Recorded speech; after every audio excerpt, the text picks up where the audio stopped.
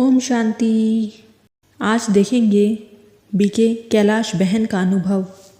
गांधीनगर गुजरात से ब्रह्मा कुमारी कैलाश बहन जी अपने अनुभव इस प्रकार सुनाती हैं कि मेरी जन्मपत्री में लिखा था कि यह बच्ची छोटेपन में सन्यासी बन जाएगी और जहाँ भी जाएगी वहाँ सभी सुख उपलब्ध होंगे, लेकिन 25 वर्ष की आयु में ही मर जाएगी।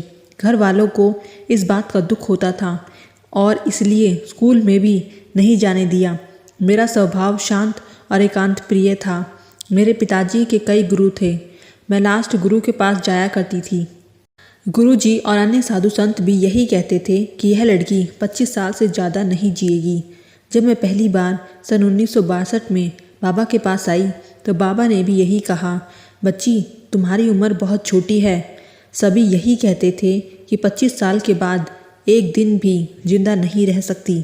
बाबा ने भी ऐसा ही कहा था, लेकिन बाबा के कहने में और दूसरे लोगों के कहने में काफ़ी अंतर था, क्योंकि बाबा ने साथ में यह भी कहा कि हो सकता है योग बल से आयु बढ़ जाए। मैंने कभी उम्र बढ़ाने के लिए योग नहीं किया, लेकिन बाबा ने जो वरदान दिया था उसके कारण आज तक बाबा की सेवा में तत्पर हूँ। उन 25 सालों में मृत्यु के कई कारण बनते रहे, लेकिन बाबा की मदद से सदा बचती रही। जब 25 साल पूरे होने को थे उसी दिन मैं ट्रेन से गिर गई और ट्रेन में फंस गई, लेकिन किसी ने दौड़कर मुझे बाहर निकाला और मैं बच गई। कि इस विषय में एक और घटना उन्हें याद आ रही है। तब मैं होशियारपुर सेंटर पर कृष्णा बहन अम्बाला वाली के साथ रहती थी। योग के समय कृष्णा बहन रिकॉर्ड नंबरवार रख जाती थी और मैं नंबरवार बजाती रहती थी, क्योंकि मुझे पढ़ना नहीं आता था। एक दिन सभी योग में बैठे थे। मैंने रिकॉर्ड लगाया, मेरा मन डोले मेरा तन डोले।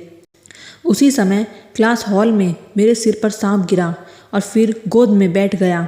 संदली पर बैठी बहन योग करा रही थी। वह घबरा गई।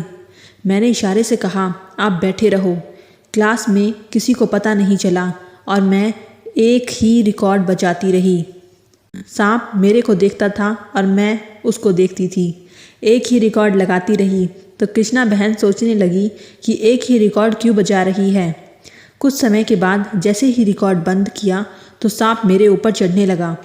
मैंने उसे झटके से नीचे गिरा दिया और साथ ही वही रिकॉर्ड लगाकर कृष्णा बहन को बुलाने लगी।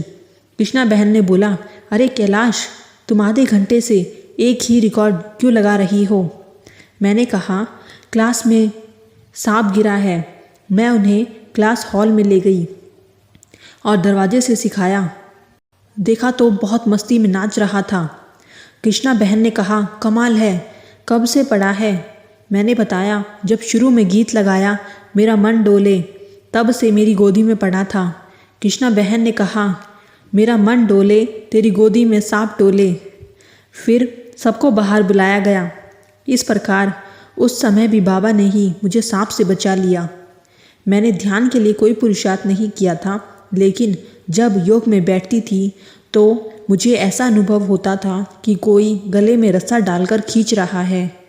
इस कारण मुझे बहुत डर लगता था और इसलिए मैं योग में बैठना पसंद नहीं करती थी, सेवा करना पसंद करती थी।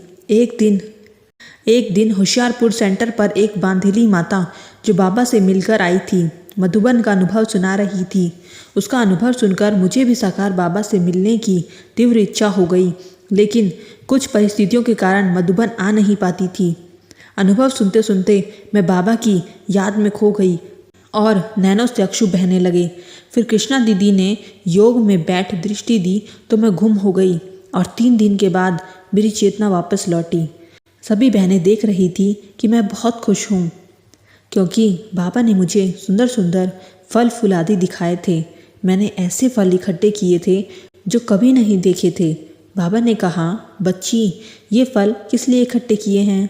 मैंने कहा, बाबा ये फल नीचे सबको खिलाऊंगी।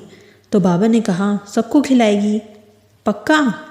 मैंने कहा, जी बाबा। बाबा मुस्कुराने लगे। ओम शांति।